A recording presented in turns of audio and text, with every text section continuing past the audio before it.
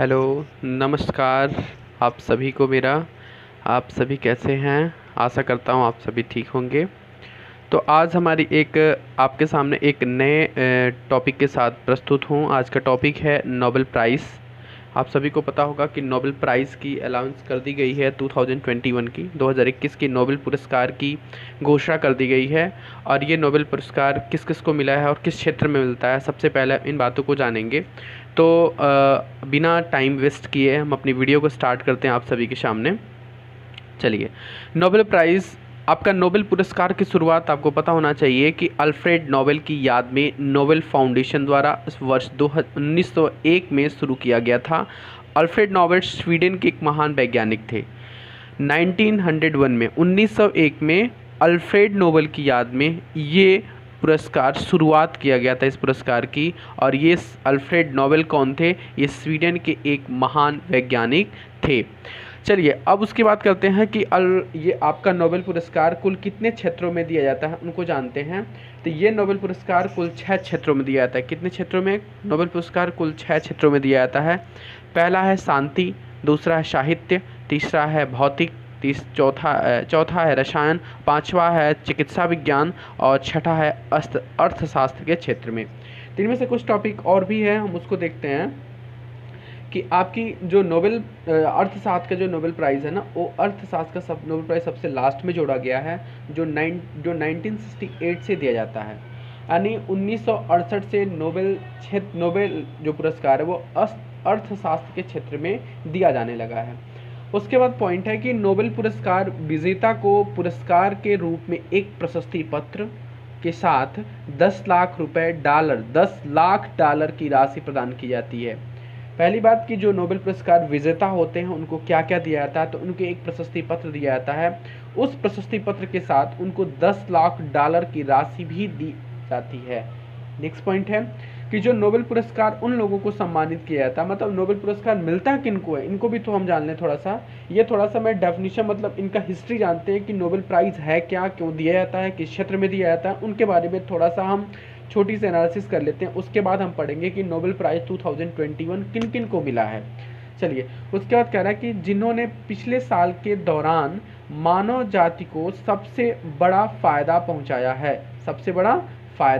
पहुंचाया है, उनको ही नोबेल प्राइज़ आपका दिया जाता है। उसके बाद पॉइंट है आपका कि शांति के लिए जो आपका नोबेल पुरस्कार को छोड़कर, जो शांति के नोबेल पुरस्कार दिया जाता है, वो उनको छोड़कर सभी नोबेल पुरस्कार स्वीडन के स्टॉकहोम में दिए जाते हैं। कहाँ पे?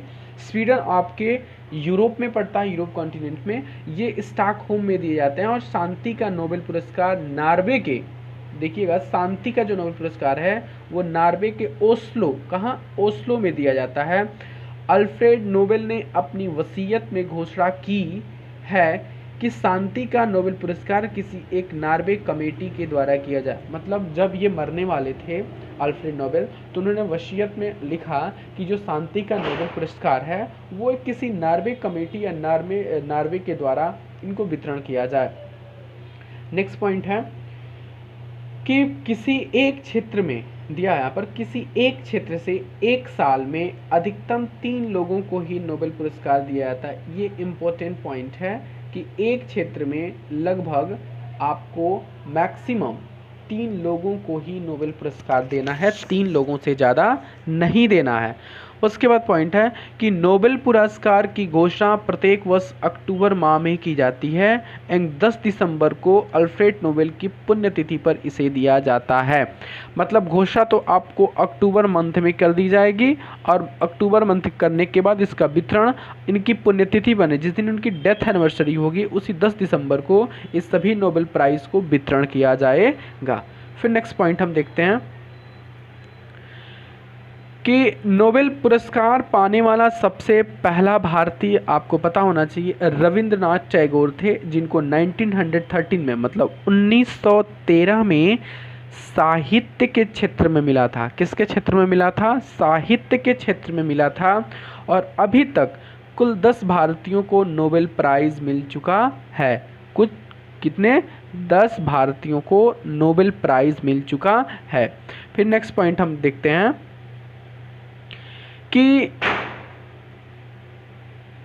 सॉरी, कि सबसे कम उम्र की महिला जो है वो मलाला यूसुफजई, मतलब पाकिस्तान की एक लड़की, एक महिला जो मात्र 17 वर्ष की उम्र में शांति के क्षेत्र में नोबेल पुरस्कार को जीता। सबसे कम उम्र की महिला मलाला यूसुफजई पाकिस्तान की हैं, जो कि 17 वर्ष की उम्र में शांति के क्षेत्र में उन्होंने नोबेल पुरस्कार को जीता।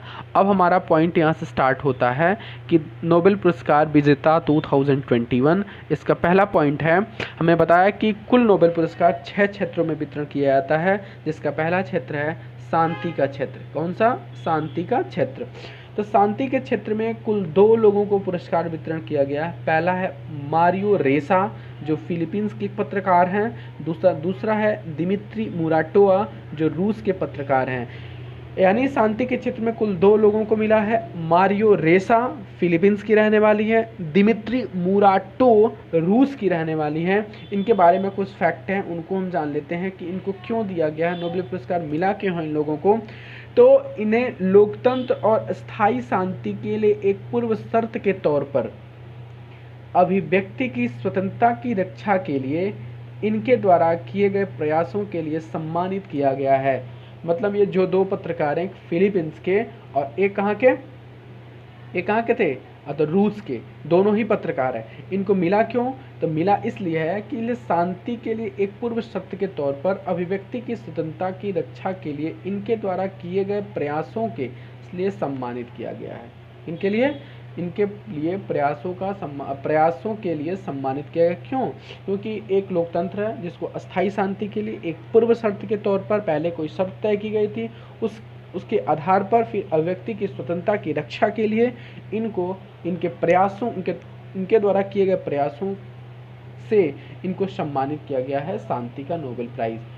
फिर देखते हैं इसमें कि जो मारिया रेसा है ना, वो न्यूज साइट रैपलर की को फाउंडर हैं। फिर दूसरा जो दिमित्री मुराटोवा हैं, वो एक स्वतंत्र समाचार पत्र नोवाजा गजेता निकाला था। मतलब ये फाउंडर नहीं है, लेकिन उन्हें एक नोवाजा गजेता निकाला था दिमित्री मुराटोवा। पूछ देता है कि ये किस से संबंधित है, इनके बारे में थोड़ा सा फैक्ट भी आप बताएं। चलिए नेक्स्ट पॉइंट है अब कि साहित्य के क्षेत्र में दूसरा पुरस्कार साहित्य के क्षेत्र में दिया गया था। आपको पता, हमें बताया था कि 1913 में सबसे पहले भारतीय को रविन्द्रनाथ टैगोर सबसे पहले भारतीय थे जिनको साहित्य के क्षेत्र में नोबेल प्राइज़ मिला था। और 2021 का जो नोबेल प्राइज़ है साहित्य के क्षेत्र में अब्दुल रज़ाक गुरनाह को मिला है। किनको? अब्दुल रज़ाक गुरनाह, जो कहाँ के रहने वाले हैं? तंजानिया के रहने वाले हैं। अब्दुल रज़ाक गुरनाह साहित्य के क्षेत्र में। चलिए अब इनको मिला क्यों है ये भी देख लेते हैं। इनको मिला कि अब्दुल रज़ाक ने अपने उपन्यास पर लघु कथाओं में शरणार्थियों के मार्मिक वर्णन किया है।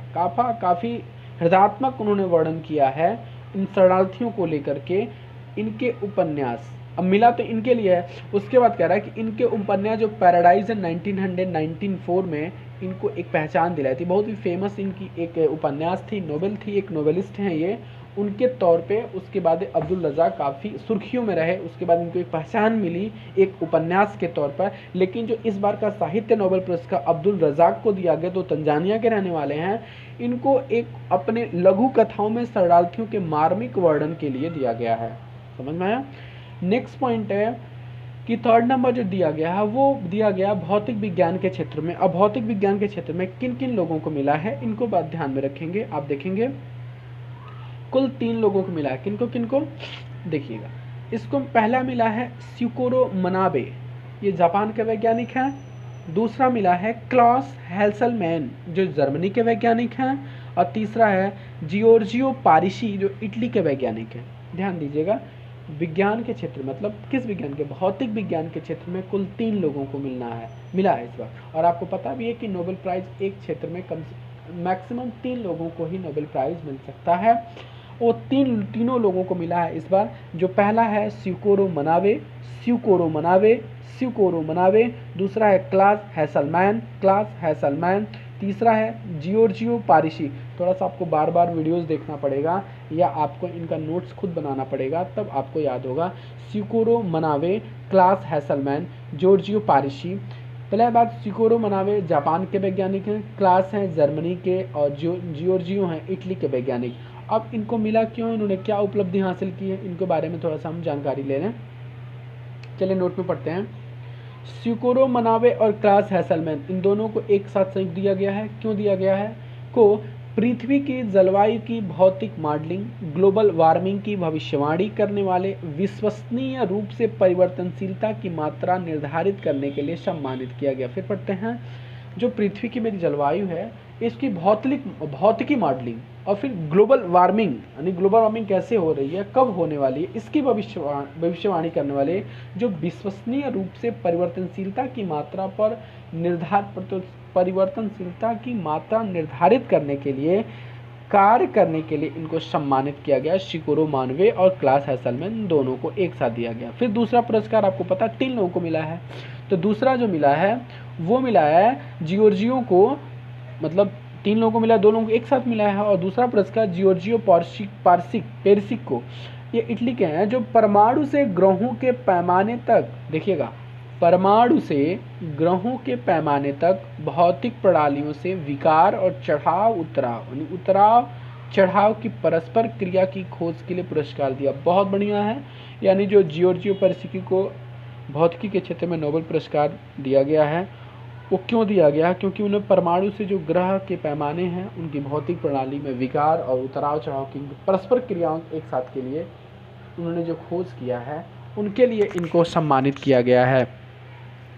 नेक्स्ट पॉइंट है कि आपका चौथा जो है वो आपका दिया गया है रसायन विज्ञान के क्षेत्र में। किस विज्ञान के क्षेत्र में? रसायन विज्ञान। पहला भौतिकी हो गया, 3 लोग, फिर हो गया रसायन विज्ञान के क्षेत्र में। रसायन विज्ञान के क्षेत्र में मात्र 2 लोगों को दिया गया है। पहला है बेंजामिन लिस्ट, जो कि जर्मनी के वैज्ञानिक हैं।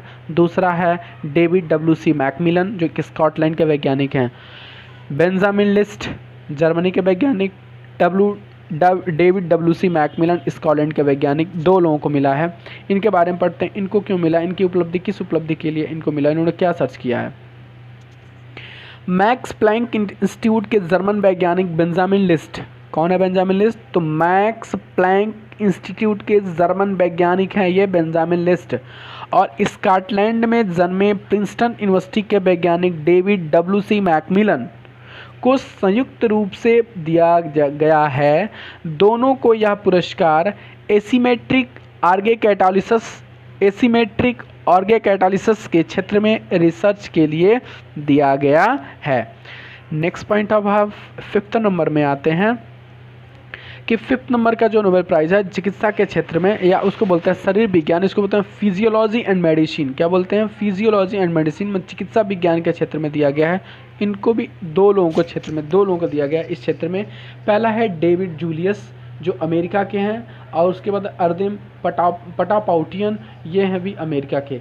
मतलब पहला है डेविड जूलियस अमेरिका के, दूसरा है अर्देम पटापाउटियन अमेरिका के। दोनों लोग अमेरिका के हैं। इनको चिकित्सा या मतलब फिजियोलॉजी और मेडिसिन के क्षेत्र में दिया गया है। चलिए इनके बारे में थोड़ा सा जानकारी हम ले लेते हैं। क्या है इनके बारे में, इनको क्यों दिया गया है? इन्हें तापमान और स्पर्श के लिए रिसेप्टर की विभिन्न खोजों के लिए मिला है। तापमान और स्पर्श के लिए रिसेप्टर की विभिन्न खोजों के लिए मिला है। मतलब कि क्या है इसका, कि त्वचा के रहस्य खोलने के लिए हमारी त्वचा दाब और ताप को कैसे महसूस करती है, हमारी त्वचा दाब और ताप को कैसे महसूस करती है, यानी हमारी त्वचा के रहस्यों को खोलने के लिए इन दोनों लोगों को मिला है। डेविड जूलियस और अर्देन पटापाउटियन दोनों अमेरिका वैज्ञानिक हैं। नेक्स्ट पॉइंट हम देखते हैं। अब है 6 नंबर नोबेल के क्षेत्र में कुल 3 लोगों को मिला है। पहला है आपका डेविड कार्ड, कौन है? David card. दूसरा है डेविड कार्ड अमेरिका के हैं, जोसियो एंग्रिस्ट अमेरिका के हैं, गुइडो इम्बेस अमेरिका के हैं। तीनों अमेरिकों को मिला है। यानी अर्थशास्त्र के क्षेत्र में तीनों को मिला है, डेविड कार्ड को, जोसियो एंग्रिस्ट को, गुइडो इम्बेस को। बार बार पढ़ना होगा, बार बार लिखना होगा, तो याद होगा आपको ये डेविड कार्ड, जोसिया इंग्रिस्ट, गुइडो इम्बेस। अब इनको देख लेते हैं क्यों मिला है, कौन सी उपलब्धि हासिल की है इन्होंने भैया। चलिए, दिया है कि इन तीनों स्कॉलर्स को संयुक्त रूप से इस बार नोबेल पुरस्कार से सम्मानित किया जा रहा है, जिन्होंने प्राकृतिक प्रयोगों, वास्तविक जीवन में उत्पन्न होने वाले प्रयोगों का उपयोग किया और यह दिखाया कि उनका समाज के केंद्रीय प्रश्नों का उत्तर देने के लिए उपयोग किया जा सकता है। एक बार और पढ़ते हैं कि प्राकृतिक प्रयोगों, वास्तविक जीवन में उत्पन्न होने वाली प्रयोगों का उपयोग किया और यह दिखाया कि समाज के केंद्रीय प्रश्नों का उत्तर देने के लिए उपयोग किया जा सकता है। इन तीनों स्कॉलर्स ने लेबर मार्केट इफेक्ट, नेचुरल के कॉज एंड इफेक्ट में नए आयाम प्रस्तुत किए। इनको थोड़ा सा आप ज़्यादा इम्पोर्टेंट करके पढ़ना। ये तो खैर दिखा दिया गया है कि इनके प्रयोगों को दिखाया गया कि समाज के केंद्रीय प्रश्नों को उत्तर देने में उपयोग किया जा सकता है। इन तीनों स्कॉलर्स को लेबर मार्केट इफेक्ट, नेचुरल के काज एंड इफेक्ट, पहला है लेबर मार्केट इफेक्ट, दूसरा नेचुरल के कॉज इफेक्ट में नए आयाम प्रस्तुत किए हैं। ये थे आपके 2021 के नोबेल प्राइज़। कंप्लीट होते हैं 2021 के आपके नोबेल प्राइज़ मैंने पढ़ाया है। तो आप सभी को यदि मेरा पढ़ाया हुआ आप सभी को पसंद आया हो और आप मेरे चैनल पे नए हैं तो प्लीज़ मेरे चैनल को लाइक करें, सब्सक्राइब करें और अपने दोस्तों के बीच में शेयर करें। आप सभी को मेरा नमस्कार, धन्यवाद।